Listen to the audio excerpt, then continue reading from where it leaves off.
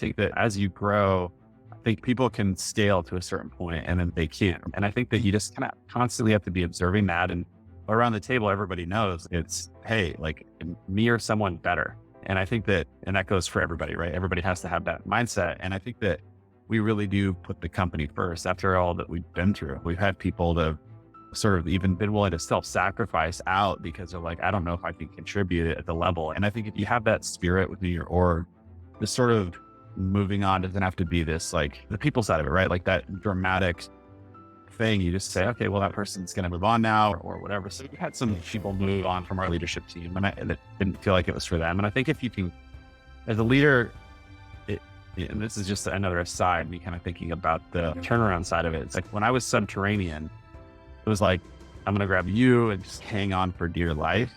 And I need everybody, right? And I think that when you're leading from a place of needing everyone, I think that you do things that are different than if you're leading from a place of, hey, I'd like to have you here, but if you go, that's okay too, right? And I think that if you're really well, maybe you're even less, you humor people even less. But I think that's like another interesting thing I'll see, right? If all of a sudden we raise $100 million and we're on the rocket ship, do I treat people differently because you have more power as a leader at that point, right? Because everybody wants to be on it. You have money, so you can go buy someone else to come in.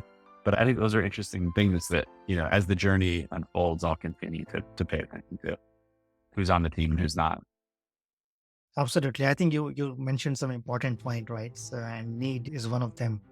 And I think another thing which you mentioned is that 100 million, right? That is your leadership coming from a place of fear or insecurity, or are you driving that from within, right? Or is it the 100 million that is giving you leadership power, or is it Right. that groundedness that is allowing you to attract the 100 million in the first place? And it's a dynamic balance. And I am curious to what contributes to that behind the scenes, right? You spoke about meditation earlier. Can you share what else do you do that contributes to you being that, like, not a needy leader? And I think the meditation thing I unlocked probably 10 years ago. And that one is, I would say that I'm really cognizant of my brain. Like I'm paying attention to my thoughts constantly, right? I guess I practice mindfulness, but it's really a superpower of knowing how much feeling. Am I feeling negative? Am I feeling positive? And I think that a lot of times those two emotions come from externalities, right? Especially you can make them come from externalities. So I got a bad email. I'm worried about a customer. I had a bad conversation with an employee. Those things call these like negative thoughts. I think your brain is like a garden. The positive thoughts are easy, right? Like we want a big contract or I'll raise some money or everyone told me I did a good job or whatever. Those things are like, they're great, but they just make you happy. They're like free happiness. But we all know we have this negativity bias. And so like the brain is like constantly getting these things that it dwells on. And I think about meditation as tending that garden. And so as long as you're like paying attention to what's coming in. And so I wouldn't say that I meditate every single day of the week at 7 a.m. and blah. Like I'm not a really regimented person. I wish I was. I'm not really like that. But I pay attention to, it feels like the garden has got a lot of just cruft in there, right? It's got a bunch of junk and I need to like go in and tend the garden. And so if it feels really bad, if I feel like I'm overwhelmed, meditation it turns into something where I do it like twice a day, right? For 20 minutes, twice a day. Because like I feel really unbalanced and I feel that I'm not in a good headspace. But if I'm feeling fine, like on a weekend I'm neutral and I'm like, I don't know, like building something, because I that's the other thing I do, and I'll get into that in a second. I'm in a good head spot. I don't need to like meditate, right? So I think that for me, that's one of the meditation. I'm curious if you practice any meditation or if you can relate to that before I go on to another thing. Absolutely. I think I work with a lot of CEOs and leaders, and meditation is a key part of building up a skill. And as you said, once you build a skill, meditation is not just about the 20 minutes that you do in the morning or in the evening. It's about in the moment, right? Can you be aware of a stream of thought and catch it upstream rather than swimming down it with it downstream and then realizing, why am I even in this rabbit hole? The regular practice helps you build that skill in the moment to be aware and then to catch yourself. And again, even positive or negative, you use these two words. But for me, these two words are thoughts, right? Otherwise, they are just thoughts, and I can choose thoughts. But the moment I label something as positive or negative, that's just another level, right? So for me, for my work, I have to be even more aware of my own thinking and then the other person's thinking, and Mhm. sometimes hold them a mirror.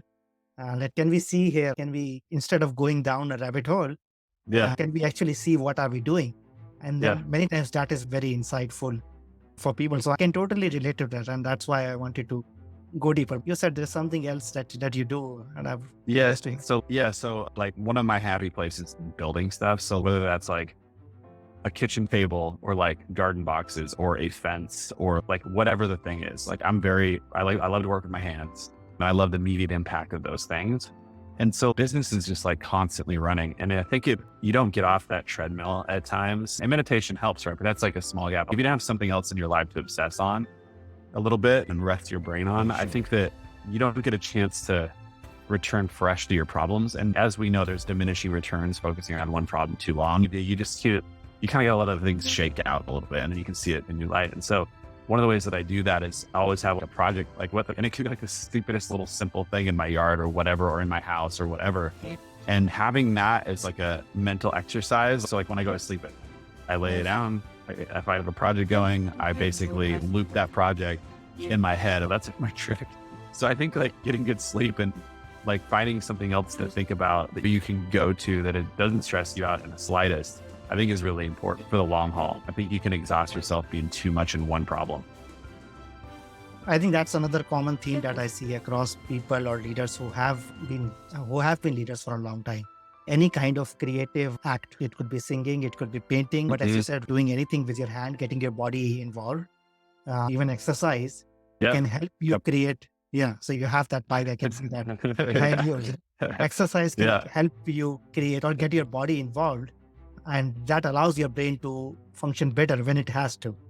Yeah, Right? exactly. Yeah. And Big another, believer in that. And I think another element apart from just meditation is to have white space in your calendar, just to have free time without any meetings or even sometimes without any thinking, because that is where your intuition comes in. That's where you see what is right in front of you, but you like don't want to see it.